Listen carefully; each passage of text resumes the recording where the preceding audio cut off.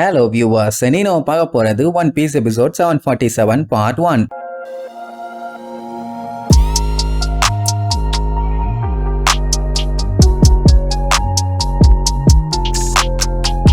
Open பண்ணா நம்ம Luffy, ஜோரோ, உசோப்பு எல்லாருமே அங்க குமிச்சு வச்சிருக்க சாப்பாட்டை பார்த்துட்டு எச்சு ஒழுக்க திங்க ஆரம்பிப்பானுங்க. பார்த்தோமியோ எவ்வளவு வேணாலும் தின்னுங்க, உங்களுக்காக கொண்டு வந்துகிட்டே இருப்போம்னு சொல்லி சாப்பாடை தட்டை தூக்கிட்டு நடந்துகிட்டே இருக்கானுங்க. இப்படி போகும்போது இப்படி காலி தட்டு வரும் அப்படின்னா எவ்வளவு வேகத்துல திங்கிறானுங்கன்னு பாருங்க. இப்படி திங்கிறானுங்களேன்னு அங்க இருக்க யாருமே கவலைப்பட மாட்டாங்க, கோவப்பட மாட்டாங்க, சந்தோஷம் தான் படுவாங்க. நம்ம டிஷ்ஷஸை விரும்பி சாப்பிடுறாங்கன்னு சொல்ல போனா இதுதான் விருந்தோம்பல். அப்ப திடீர்னு கிளவுட்ஸ் எல்லாம் கருப்பு கலர்ல மாறுமா? என்னடான்னு பார்த்துக்கிட்டு இருக்கும் போதே மேல இருந்து பெரிய பெரிய பனிக்கட்டிகள்லாம் தொப்புன்னு வந்து விழும். எல்லாம் பெரிய பெரிய சைஸ்ல இருக்குது. கப்பல்ல வந்து விழுந்த உடனே ஓட்டையாகுமா? உடனே பார்த்தலோமியோ லூஃபி மத்தவங்க எல்லாத்தையுமே உள்ள போய் ஒளிஞ்சுக்க சொல்லுவான். ஏன்னா இவன் அவங்க எல்லாத்தையும் ப்ரொடெக்ட் பண்றானாமா. அது எப்படி இந்த மாதிரி டைம்ல நம்ம பழைய விட்டுட்டு போவானுங்க. உடனே பிராங்கி இருந்துட்டு சரி இப்ப எந்த வழியா போகணும்னு சொல்லி கேட்டா அங்கதான் ஒரு பெரிய ட்விஸ்டே. என்னன்னா இவங்க கிட்ட நேவிகேட்டரே இல்ல. பார்ட்டோ கிளப்ங்கிறது லேண்ட சேர்ந்த ஒரு கேங்கு. அதனால கடலை பத்தி ஒண்ணுமே தெரியாது. அட பாவி, நியூ வேர்ல்டுல இப்படி ஒரு ஜந்துக்களான ஷாக்கு. உடனே அவனே என்ன பண்ணுவானுங்க, கேம்பியான்னு சொல்லிட்டு ஏதோ ஒரு பாட்டிக்கு கால் பண்ணி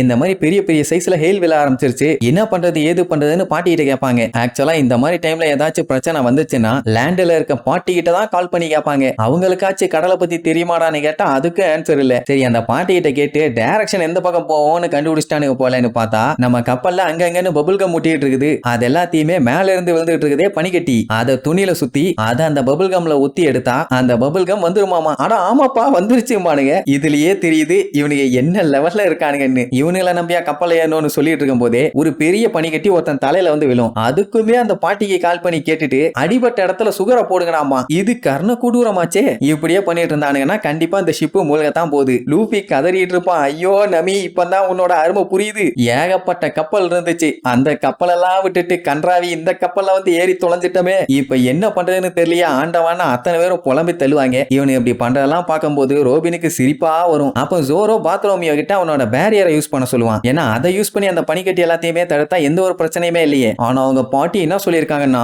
நேச்சரை எதிர்த்து எதுவும் பண்ணக்கூடாதாமா, பண்ணா அப்புறம் பெரிய பிரச்சனை வருமாமா. அட பண்ணி பயல, அப்புறம் ஏன்டா கடலுக்கு வந்து இங்க பேசாம லேண்ட்லயே இருந்திருக்கலாம்லன்னு வாங்குவாங்கன்னு வாங்குவான். இங்க நம்ம லாலாம் பயங்கரமா காண்டாயிருவான். லூஃபி பார்த்துட்டு இனிமேட்டு வேற வழி இல்ல, இந்த ஐஸ் கட்டிங் எல்லாத்தையுமே ஸ்மாஷ் பண்ணிடலான்னு முடிவு பண்ணிடுவான். உடனே அதுக்கும் பில்டப் பண்ணுவானுங்க. நம்ம கூட இருக்கிறது யாரு? Straw hats. அவங்க கடவுளை பார்த்தே பயப்பட மாட்டாங்க. அவங்க இருக்கிறதும் ஒண்ணுதான், 1000 பீப்புள்கிட்ட அட் அ டைம்ல ஹெல்ப் கேட்கறதும் ஒண்ணுதான். அப்படி இப்படின்னு பயங்கரமா பில்டப் பண்ணுவானுங்களா. உசோப்பை பார்த்துட்டு ஆமா இப்படி இருந்துட்டு எப்படா இத்தனை நாள் சர்வே பண்ணீங்க, நேக்கு ஆச்சரியமா இருக்கும்பா. ஆமா பின்ன இவ்வளவு ஆபத்தான கடலை இப்படி சுத்திட்டு இருந்தாங்கன்னா லூஃபி என்ன பண்ணுவான், கம் கேட்லிங்னு சொல்லி அண்ணா பின்னான அந்த ஐஸ் கட்டி எல்லாத்தையுமே குத்தி திருக்க விடுவான். அதை பார்த்த உடனே பாத்ரோமியோக்கு சந்தோஷம் தாங்க முடியல. ஏன்னா ஜோ வர்ற வரைக்கும் அவன் லூஃபி கூட இருக்கிறான்னு அவனுக்கு செம ஹாப்பி. இதுக்காக எந்த ஒரு பனிஷ்மெண்ட்டுக்கு வேணாலும் நான் தயாரா இருக்கேன்னு அவன் கூட்டமும் கோரஸா கத்திட்டு கிடப்பானுங்க. ஜோரோ புலம்பி தள்ளும், அடே எதையாச்சும் பண்ணி தொலைங்கடா, ஏன்டா உசுர வாங்குறீங்கன்னு. அப்புறம் அப்படியே நைட் ஆகுது, எல்லாம் நல்லா கொரட்டை விட்டு தூங்கிட்டு இருப்பாங்க. அந்த டைம் எவ்வளவு ஒரு தீவுங்க வர்ற கப்பலை அப்படியே தூரத்துல இருந்து நோட் பண்ணிட்டு இருப்பா. என்ன பண்ண போறாங்களோ தெரியல. அந்த டைம் நைட்டு லூஃபி அவன் பாட்டுக்கு எந்திரிச்சு நடப்பானா. அதை பார்த்த பார்த்தோமியோ என்ன பாஸ் ஒண்ணுக்கு போக போறீங்களா, நானும் வர்றேன், ஏன் ஹீரோவோட சேர்ந்து ஒண்ணுக்கு போறதுல எனக்கு தான் சந்தோஷம்னு அவனை ஃபாலோ பண்ணி பின்னாடியே போவான். டே நான் சோறு இங்க போறேன்டா, தொல்லை பண்ணாதான் பானா. அப்போ வாங்க சேர்ந்து திமோன்ட்டு போவான். அப்ப லூஃபிக்கு பெரிய சைஸ் கறி ஒண்ணு தெரியும். உடனே அது மேல பாய்வான். ஐயோ தலைவரை அவசரப்படாதீங்கன்னு அவனை பிடிச்சி இவன் ஜம்ப் பண்ண. கடைசியில பார்த்தா யாரோ ட்ராப் வச்சிருக்காங்க. அப்படியே இழுத்து கொண்டு வந்து சீ பிரிசம் ஸ்டோன்ல போட்டுருவாங்களா. பயலுகளால அசைய முடியாம அப்படியே பேன்னு கிடப்பானுங்க. அப்ப 2 பொண்ணுங்க ஒரு வழியா புடிச்சாச்சு, இனி இங்க இருந்து கிளம்பலான்னு சொல்லுவாங்க. பார்த்தாங்க ஒரு பெரிய கூட்டமே இருக்குது. இதை நம்ம ஆளுல நோட் பண்ணிடுவாங்களா. சரி லூஃபியை தூக்கிட்டு எஸ்கேப் ஆவாங்கன்னு பார்த்தா அவங்க எல்லாத்தையுமே பிடிக்கணும்னு சொல்லி அடிச்சு புடிச்சு வேகமா ரவுண்ட் இட்டுவாங்க. இந்த இருக்காலே இவன் தான் ஈஸ்ட் ப்ளூவை சேர்ந்த ஸ்வீட் பைரட்ஸோட லீடர் டிசையர். இப்படி எல்லாம் அட்டாக் பண்ண வந்தா உசோப்பு விடுவானா, எய்ம் பண்ணி அட்டாக் பண்ண போவான். அவன் அட்டாக் பண்றதுக்கு முன்னாடியே கெஸ் பண்ணிடுவாங்க அவன் பிளான்ட்டை வச்சு அட்டாக் பண்ண போறான்னு. சோ அதுல இருந்து எஸ்கேப் ஆகி அந்த பிளான்ட் எல்லாம் போட்டு தள்ளிட்டு மறுபடியும் வேகமா நம்ம ஆளுல பிடிக்க வருவாங்க. இதுல இன்னொரு ட்விஸ்ட் என்னன்னா அடுத்து பிராங்கி தான் மிஷின் கண்ணை வச்சு அட்டாக் பண்ண போறான்னு அந்த டிசையர் கரெக்டா சொல்லிடுவான். உடனே கண்ணா பின்னான்னு சுடுவான். எல்லாராலையும் எஸ்கேப் ஆக முடியாது, 1-2 பேர் சிக்கிடுவாங்க. அதுக்கப்புறம் ஜோரோ மத்தவங்க மேல க்ளூ மாதிரி என்னத்தையும் வச்சு அட்டாக் பண்ணுவாங்க.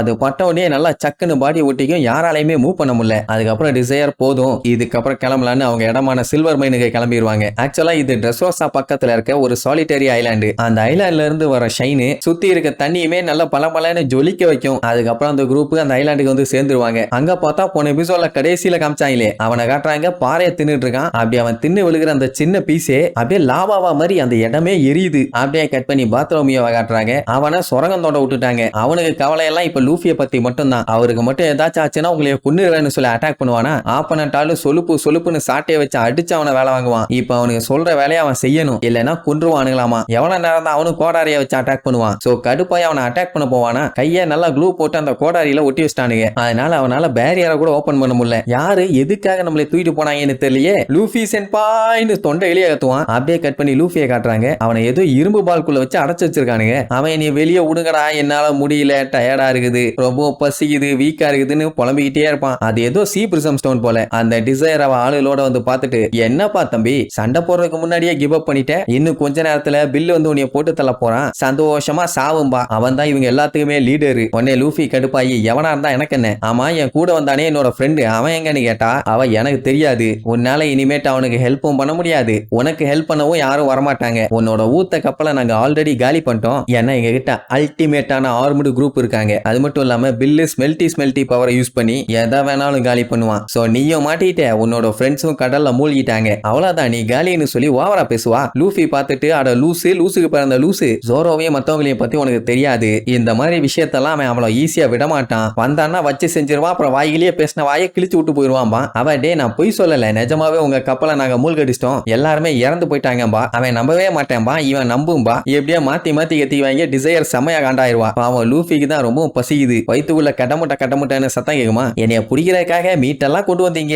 அது கொஞ்சம் கிடைக்குமா, பசிக்குதும்பா. உடனே முடியாதும்பாங்க. உடனே மீட் வேணும்னு காட்டு கத்திக்கிட்டே இருப்பானா. உடனே அவன் வாயில ஒரு சாக்லேட் அமுக்கி, இது உன் பசி ஆத்தாது, பட் இதை வச்சுட்டு கொஞ்ச நேரத்துக்கு சமாளி, ஏன்னா பில் இல்லைன்னா இந்த பாலை பிரேக் பண்ண முடியாதாமா. அவன் அதை பத்தி எல்லாம் கவலைப்படல, சாக்லேட்டை சாப்பிட்டுட்டு சூப்பரா இருக்குதும்பா. டேய் நான் உனக்கு கருணை காமிச்சேன்னு மட்டும் நினைக்காத, உன்னைய எப்பண்டா கொல்லுவோன்னு வெறி கொண்டு வெயிட்டிங்ல இருக்கேன்பா. அந்த டைம் போன் வரும், அதுக்கப்புறம் பில்லு வருவான். இவன் தான் இப்ப இருக்க ஒரு முக்கியமான வில்லன், சில்வர் பைரட்ஸோட கேப்டன். அவன் என்ட்ரி கொடுக்கும் போதே மக்கள்லாம் அவன் பேரை சொல்லி கத்துவாங்க. கத்தலைன்னா செருப்புலயே அடிப்பான். ஸ்டேஜ்ல வந்து நின்னுட்டு, என் நறுமை சில்வர் பைரட்ஸ் அலையன்ஸ், யாரெல்லாம் பைரட்டராக என்ன மாதிரியே நோக்கி காத்திருக்கீங்க அப்படின்னு இழிச்சுக்கிட்டே வில்லத்தனமா கேட்பான். இதுக்கப்புறம் லூஃபி எப்படி தப்பிக்க போறான், ஜோரோ மத்தவங்க எல்லாம் நிஜமாவே மூழ்கிட்டாங்களா, இல்லைன்னா அடிச்சு புடிச்சு வந்து இவங்க செவனிய பேக்க போறாங்களான்னு அடுத்தடுத்து வர எபிசோட்ல பார்க்கலாம். டாடா.